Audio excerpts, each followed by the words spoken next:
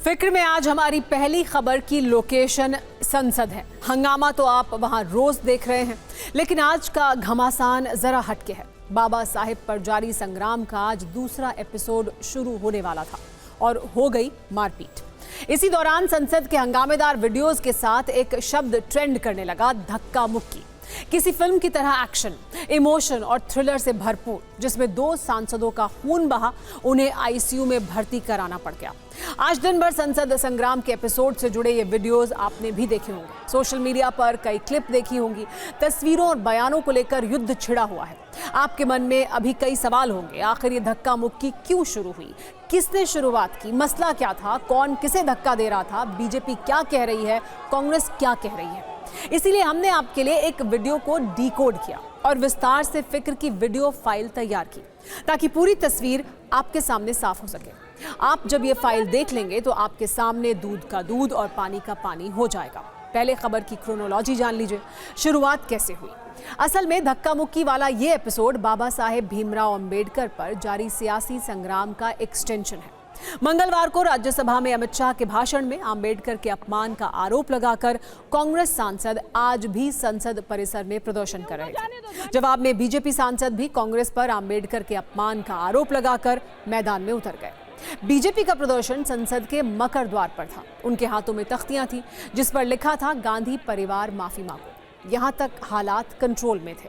लेकिन इसी प्रदर्शन के दौरान राहुल गांधी, प्रियंका गांधी और मल्लिकार्जुन खड़गे कुछ सांसदों के साथ सदन में प्रवेश करने लगे। तभी बीजेपी के कुछ सांसदों ने मकर द्वार पर उनके रास्ते में आकर नारेबाजी की। दावा है कि इसी दौरान वहां पर धक्का मुक्की हुई, जिसमें 2 बीजेपी सांसद गिर गए, उन्हें चोट आई। अब आप एक वीडियो देखिए। धक्का मुक्की में घायल हुए बीजेपी सांसदों के नाम प्रताप सारंगी और मुकेश राजपूत हैं। प्रताप सारंगी का आरोप है कि राहुल गांधी ने एक सांसद को धक्का दिया, जिससे वो सांसद प्रताप सारंगी के ऊपर गिर गए और उन्हें चोट आ गई, जिसके बाद उन्हें व्हीलचेयर पर बिठाकर एम्बुलेंस तक ले जाया गया। इसी धक्का मुक्की में बीजेपी सांसद मुकेश राजपूत को भी गंभीर चोट आई। दोनों को आरएमएल अस्पताल ले जाना पड़ा, जहां उन्हें आईसीयू में भर्ती किया गया। पीएम मोदी ने फोन करके उनका हालचाल जाना।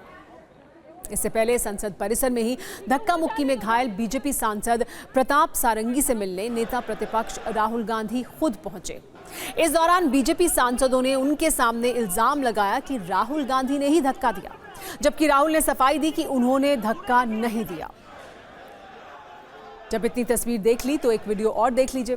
दोनों घायल सांसदों को जब अस्पताल में भर्ती कराया गया तो बीजेपी के मंत्री और सांसदों का अस्पताल पहुंचना शुरू हो गया। सब उनका हालचाल जानने आरएमएल हॉस्पिटल पहुंचे।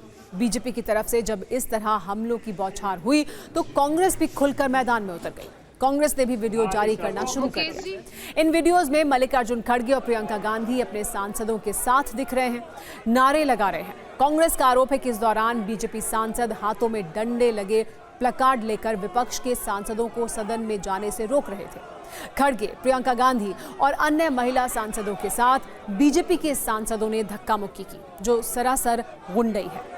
ये सब चल ही रहा था कि नागालैंड की बीजेपी सांसद एस फोंगनोंग कोनियान ने राज्यसभा में राहुल गांधी पर गंभीर आरोप लगा दिया। उन्होंने कहा कि राहुल गांधी ने न केवल उनसे ऊंची आवाज में बदसलूकी की, बल्कि इतने करीब आ गए कि वो खुद को असहज महसूस करने लगे। संसद में हुई इस धक्का मुक्की पर आप पहली वीडियो रिपोर्ट देखिए, फिर बाकी अपडेट और बयानों की फायरिंग भी हम आपको दिखाएंगे।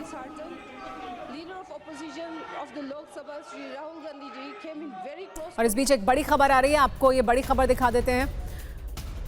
राहुल गांधी के खिलाफ एफआईआर दर्ज हो गई है। दिल्ली पुलिस ने एफआईआर दर्ज की है। तो संसद में जो धक्का मुक्की हुई उसके बाद अब राहुल गांधी के खिलाफ एफआईआर दर्ज हुई है। आज बीजेपी सांसदों ने दर्ज कराई थी शिकायत और अब राहुल गांधी के खिलाफ ये एफआईआर दर्ज कर ली गई है। इस पर और ज्यादा जानकारी के लिए हमारे साथ जितेंद्र शर्मा जुड़ गए हैं, TV9 भारतवर्ष संवाददाता। जितेंद्र, एफआईआर किन धाराओं में दर्ज की गई है? क्या कुछ कहा गया है इस एफआईआर में, क्योंकि काफी गंभीर आरोप लगाए गए थे? जी बिल्कुल, देखिए आज जो कुछ हुआ संसद के अंदर जो धक्का मुक्की कांड हुआ उसको लेकर बाकायदा दिल्ली पुलिस ने जो बीजेपी नेताओं की तरफ से जिसमें सांसद बांसुरी स्वराज, इसके अलावा अनुराग ठाकुर और साथ ही वडोदरा के सांसद पहुंचे थे, खुद उन्होंने डीसीपी देवेश महिला से मुलाकात की और उसके बाद जो उन्होंने शिकायत दी उसके आधार पर फिलहाल दिल्ली पुलिस ने मुकदमा दर्ज कर दिया है राहुल गांधी के खिलाफ। लेकिन किन धाराओं में मुकदमा दर्ज किया गया है, कौन कौन सी धाराएं जो आरोप लगाए गए उनमें से एफआईआर के अंदर लगाई गई है, इस बारे में अभी तक कोई भी खुलासा दिल्ली पुलिस की तरफ से नहीं किया गया है। लेकिन इतना जरूर है कि राहुल गांधी और व अन्यों के खिलाफ पुलिस ने मुकदमा दर्ज कर लिया पार्लियामेंट स्ट्रीट थाने के अंदर। जी जितेंद्र, और जो कांग्रेस पार्टी की तरफ से अर्जी दी गई थी, क्या उसके तहत भी कोई एफआईआर दर्ज करने की, क्या उनकी तरफ से भी ये मांग थी कि एफआईआर दर्ज की जाए? क्या कांग्रेस पार्टी ने भी ऐसी कोई मांग की थी और क्या ऐसा हुआ है? जी बिल्कुल, देखिए कांग्रेस पार्टी की तरफ से भी बकायदा अपनी एक शिकायत दी गई जिसमें उन्होंने आरोप लगाया कि मल्लिका खड़गे को जिस तरीके से धक्का दिया गया, उनके घुटनों में चोट आई है और साथ ही SC/ST एक्ट के तहत भी मुकदमा दर्ज किया जाना चाहिए। लेकिन अभी तक कांग्रेस की जो शिकायत है उसके आधार पर पुलिस ने एफआईआर दर्ज किया नहीं, इसके बारे में दिल्ली पुलिस ने अभी तक पुष्टि नहीं की है। लेकिन इतना जरूर है कि राहुल गांधी के खिलाफ जो एफआईआर दर्ज हुई है वो धारा BNS की 125, 115, 117, 131 और 351, ये वो तमाम धाराएं हैं जिनके तहत मुकदमा दर्ज किया गया है। 109 हटा दी गई है जिसमें हत्या के प्रयास का आरोप लगाया गया था। तो फिलहाल इन 5 धाराओं के तहत राहुल गांधी के खिलाफ एफआईआर दर्ज की गई है। जी जितेंद्र, क्या इसके लिए इजाजत भी ली गई थी स्पीकर से राहुल गांधी के खिलाफ एफआईआर दर्ज करने के लिए?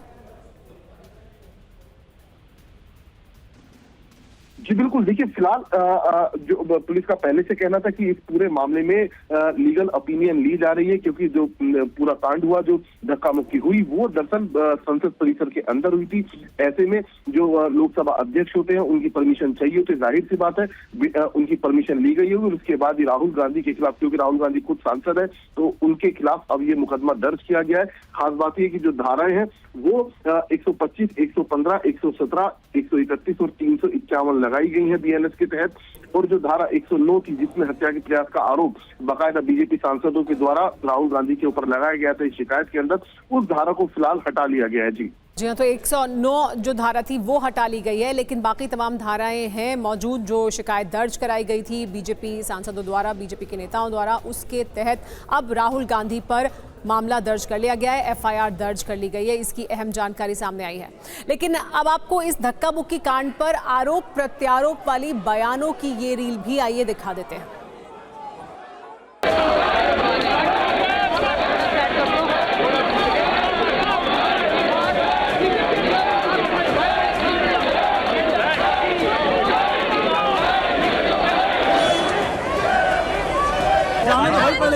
क्या हुआ? ये राहुल गांधी एक MP को धक्का लगा, मेरे ऊपर गिर पड़ा और मैं नीचे गिर गया। किसने धक्का मारा? राहुल गांधी ने? हाँ, राहुल गांधी। आपको शर्म नहीं आती है? क्या राहुल, क्या शर्म नहीं आती है? क्या शर्म नहीं आती है? गुंडा गर्दी करता है, बूढ़े को गिरा दिया। इसमें मैं अंदर जाने की कोशिश कर रहा था तो बीजेपी के MP जो थे वो मुझे ऐसे रोकने की कोशिश कर रहे थे, धकेल रहे थे और मुझे धमका रहे थे, तो वो हुआ है। हाँ, किया है मगर ठीक है, कोई मतलब धक्का मुक्की से हमें कुछ होता नहीं है। मगर ये एंट्रेंस है पार्लियामेंट हाउस की और हमारा अधिकार है अंदर जाने का।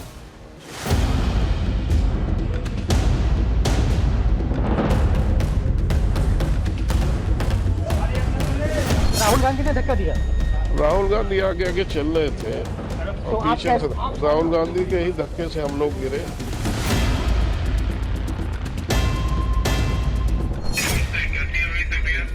सर ठीक है, अभी भी चक्कर से आ रहा है, घबराहट हो रही है।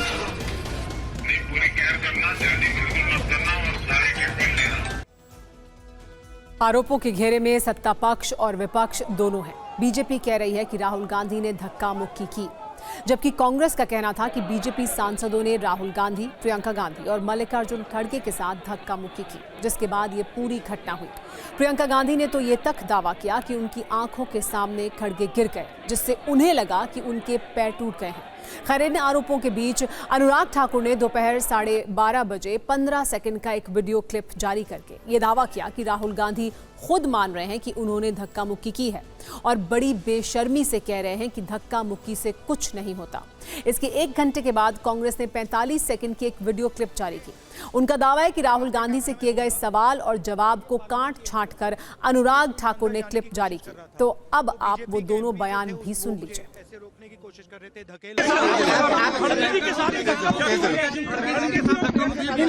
देखिए, हाँ किया है, मगर ठीक है, कोई मतलब धक्का मुक्की से हमें कुछ होता नहीं है। नहीं, देखिए, हाँ किया है, मगर ठीक है, कोई मतलब धक्का मुक्की से हमें कुछ होता नहीं है। मगर ये एंट्रेंस है पार्लियामेंट हाउस की और हमारा अधिकार है अंदर जाने का, और बीजेपी के जो मेंबर्स हैं वो हमें अंदर जाने से रोक रहे हैं। अब तक आपने संसद परिसर और संसद के अंदर की धक्का मुक्की वाला एपिसोड देखा। यहां तक मामला शांत हो जाता तो बात समझ आती, लेकिन ऐसा नहीं हुआ। इसके बाद दूसरी सियासी लड़ाई संसद के बाहर शुरू हुई। धक्का मुक्की का ये प्रकरण पुलिस स्टेशन तक पहुंच गया। यहां से केस मुकदमों वाला हिस्सा शुरू होता है। अनुराग ठाकुर और बांसी स्वराज के साथ बीजेपी नेताओं का दल संसद मार्ग थाने पहुंचा।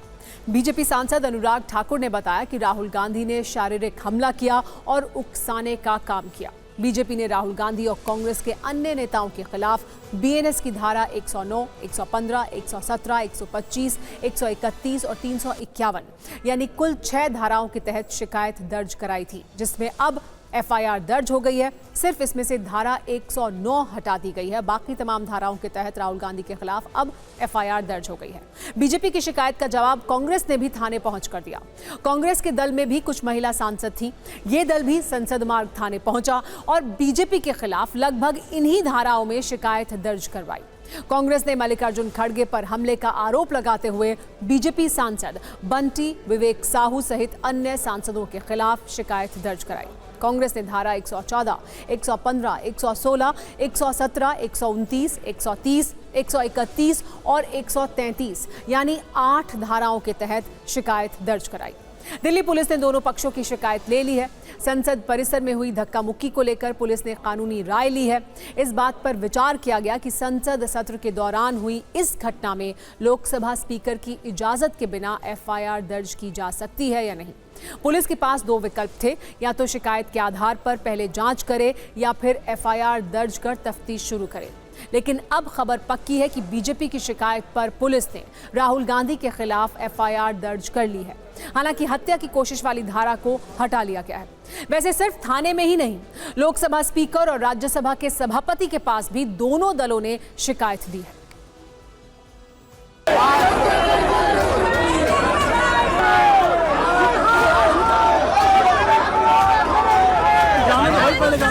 क्या हुआ? अगर सब लोग अपना ताकत दिखा करके मारपीट करने लग जाएंगे तो पार्लियामेंट कैसे चलेगा? वो नेता प्रतिपक्ष है, क्या कोई ऐसा धक्का बॉक्सिंग मार करके एमपीज के साथ व्यवहार करेंगे? आज पहली बार इन्होंने प्रोटेस्ट किया, सबको रोक दिया और उसके बाद धक्का मुक्की और ये गुंडागर्दी, और अब सिर्फ अमित शाह जी की खाल बचाने के लिए ये अब इन्होंने साजिश शुरू की है कि भैया ने किसी को धक्का मारा। ये वो मेरी आंखों के सामने आप सब ने देखा होगा, खड़गे जी को धक्का मार के जमीन पे गिराया। हमने श्रीमान राहुल गांधी जी के खिलाफ दिल्ली पुलिस में शिकायत दर्ज कराई है। उनके द्वारा शारीरिक हमला और उकसाने के लिए राहुल गांधी जी ने एक सोची समझी तरीके से जो रास्ता तय किया गया था उस पर नहीं गए, दल बल का प्रयोग किया, अपने साथी सांसदों को उकसाया। झूठे आरोप लगाना भारतीय जनता पार्टी के चरित्र में है।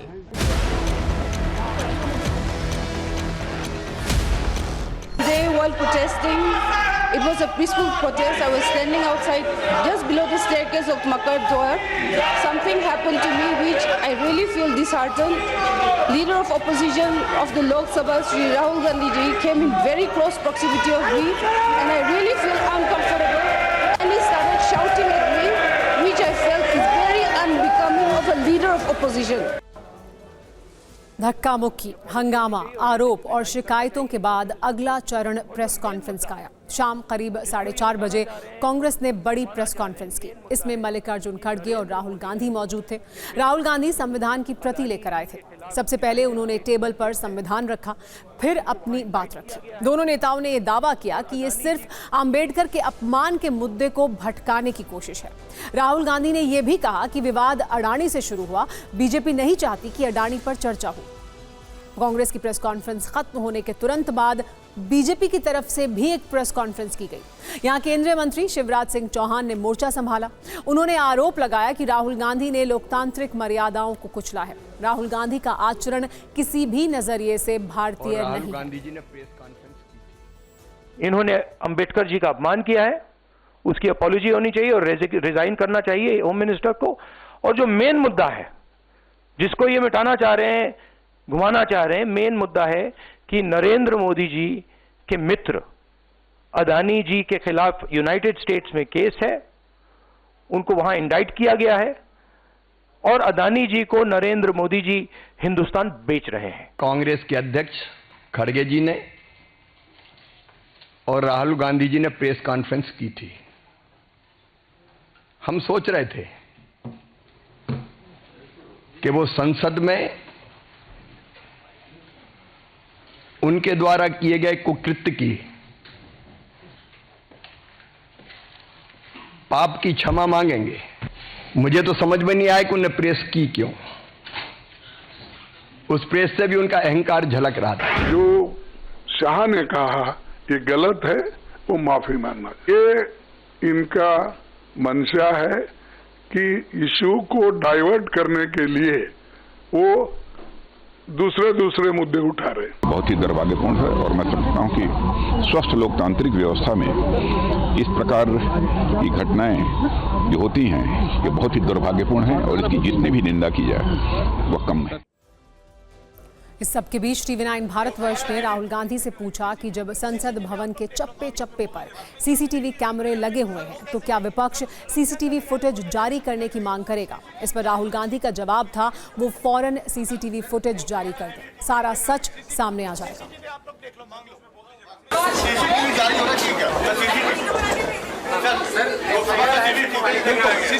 सीसीटीवी आप लोग देख लो, मांग लो। वो कैसे देंगे सर? उसके अंदर रियलिटी है। सीसीटीवी जारी होना चाहिए। सीसीटीवी आप लोग देख लो, मांग लो। वो कैसे देंगे सर? उसके अंदर रियलिटी है। अब धक्का मुक्की का सच क्या है ये तो आगे पता चलेगा। खैर, आज धक्का मुक्की वाले एपिसोड में सब कुछ इतना उलझा रहा कि आप शायद एक रंग मिस कर रहे होंगे। आज सुबह नेता प्रतिपक्ष राहुल गांधी और उनकी सांसद बहन प्रियंका गांधी खास रंग के कपड़ों में संसद पहुंचे। राहुल गांधी ने नीले रंग की टी-शर्ट पहनी हुई थी। आमतौर पर आपने उन्हें सफेद रंग की टी-शर्ट में अब तक देखा होगा, लेकिन आज उनकी टी-शर्ट का रंग बदल गया। राहुल नीले रंग की टी-शर्ट में थे तो वहीं प्रियंका गांधी नीले रंग की साड़ी पहनकर पहुंची थी। ये इत्तेफाक नहीं था क्योंकि राजनीति में हर रंग कुछ कहता है। 2 दिन से आप देख रहे हैं कि बाबा साहेब आम्बेडकर के मुद्दे पर सियासी हंगामा मचा हुआ है और नीले रंग का ये कनेक्शन उन्हीं से जुड़ा हुआ है जिसकी झलक आपने अभी देखी है। डॉक्टर भीमराव आम्बेडकर का प्रिय रंग नीला ही था। शायद इसीलिए बाबा साहेब की प्रतिमा हमेशा नीले रंग के कोट में दिखती है। 1942 में बाबा साहेब ने scheduled caste federation of India party की स्थापना की थी। उस पार्टी के झंडे का रंग नीला था। इसके बाद 1956 में जब पुरानी पार्टी को खत्म कर रिपब्लिकन पार्टी का गठन किया गया तो इसमें भी इसी नीले रंग के झंडे का इस्तेमाल किया गया। बाद में राजनीतिक दल बीएसपी ने भी इसी रंग को अपनाया और इस तरह ये रंग दलित अस्मिता का प्रतीक बन गया। आकाश का रंग भी नीला है जो उसकी व्यापकता को दर्शाता है, यानी आकाश रूपी छत के तले सभी इंसान बराबर हैं, कहीं जात पात ऊंच नीच का बंधन नहीं है। इस लिहाज से देखें तो नीला रंग बराबरी और स्वतंत्रता का प्रतीक है। बाबा साहेब का भी यही विजन था। फिक्र के लेंस से देखें तो जिस संविधान दिवस की 75वीं वर्षगांठ पर संसद के दोनों सदनों में 2 दिनों तक चर्चा हुई, उसी संविधान के अनुच्छेद 79 में भारतीय संसद को भारतवर्ष का सर्वोच्च विधायी निकाय और सांसदों को नीति निर्माता बताया गया है। लेकिन 2 वर्ष 11 महीने और 18 दिन लगाकर संविधान लिखने वाले 299 सदस्य आज अगर संसद परिसर के बाहर धक्का मुक्की और मारपीट की तस्वीर देखते तो उन्हें बहुत दुख होता। संविधान निर्माता सोचते जरूर कि जिस संसद में चर्चा होनी चाहिए वहां ये क्या हो रहा है। शायद ऐसे ही दृश्यों के लिए प्रसिद्ध व्यंग्यकार हरिशंकर परसाई ने कहा था कि विचार जब लुप्त हो जाता है या विचार प्रकट करने में बाधा होती है या किसी के विरोध से भय लगने लगता है, तब तर्क का स्थान हुल्लड़ या गुंडागर्दी ले लेती है।